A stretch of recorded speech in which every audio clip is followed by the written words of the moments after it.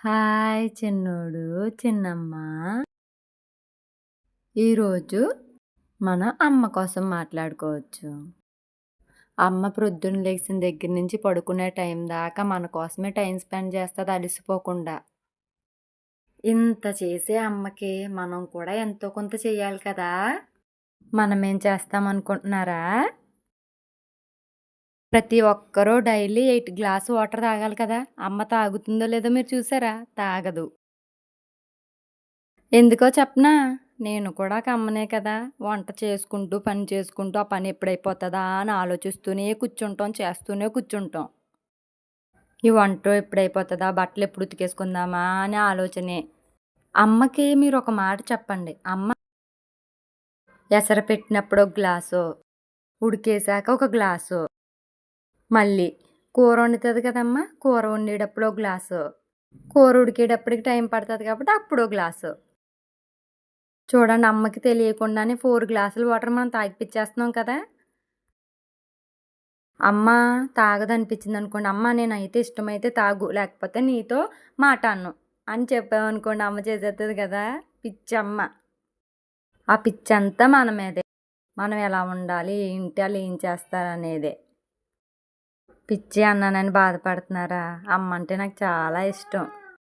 4 గ్లాసుల వాటర్ తాగించేసాం కదా! తర్వాత మధ్యాహ్నం భోజనం చేసేసాక, భోజనం చేసిన వెంటనే వాటర్ తాగకూడదు కాబట్టి ఒక గంట తర్వాత సామాన్లు కడుక్కుంటుంది కదమ్మ! అప్పుడో గ్లాసు.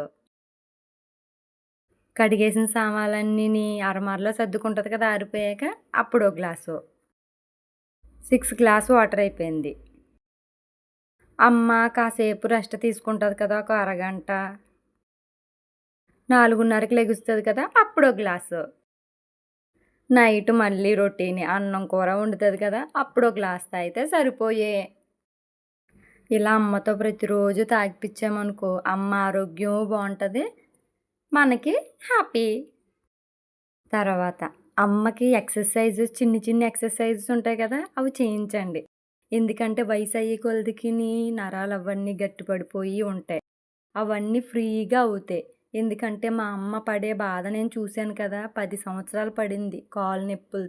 ఇప్పటికీ పడుతూనే ఉంది. ఆ ప్రాబ్లమ్స్ రాకూడదంటే మెయిన్ మనం అమ్మకి జాగ్రత్తలు తీసుకోవాలి.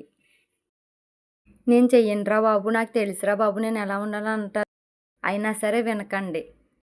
ఎందుకంటే మా అమ్మమ్మకి 60 ఇయర్స్ ఉంటాయి. చాలా బాగా ఎక్సర్సైజ్ చేసేది. మా అమ్మ ఏం చేసిందంటే, అమ్మ అలాగ అస్తమానం చేయకూడదంటే మొత్తం చేయడం మానేసింది. చేయడం మానేస్తే అడుగు తీసి అడిగేయడానికి చాలా బాధపడుతుంది తెలుసా అమ్మమ్మ. అమ్మ ఇప్పటికీ బాధపడుతుంది. అమ్మమ్మ ఎక్సర్సైజ్లు ఎంత బాగా చేసేదో, అసలు ఎన్ని ఆసనాలు వేసేదో తెలుసండి, నేను కూడా చూసేదాన్ని. అమ్మ ఇప్పటికీ బాధపడుతుంది. అమ్మ కూడా చేసి చేసి మానేసింది. 5 సంవత్సరాలు విడవకుండా ఫిజియోథెరపీ చేయించుకుంది. మెడిసిన్ అంటే అమ్మకి అస్సలే ఇష్టం ఉండదు.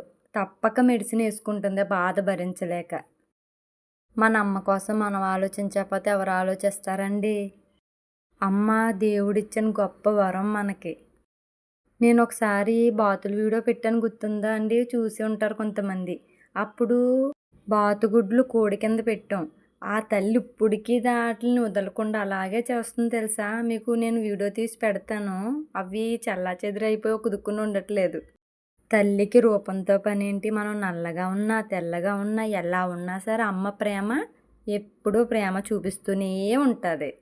ఆ ప్రేమ ఎలా ఉంటుందంటే, నొప్పులు ఇచ్చేటప్పుడు మనం బాధపడితే, అయ్యో ఇంత బాధపడుతున్నారో నా కూతుర్ని కడుపులో ఉన్నవాడు వచ్చాక బుగ్గలు గిల్లేదో అది చేద్దామని అంత బాధపడతారు.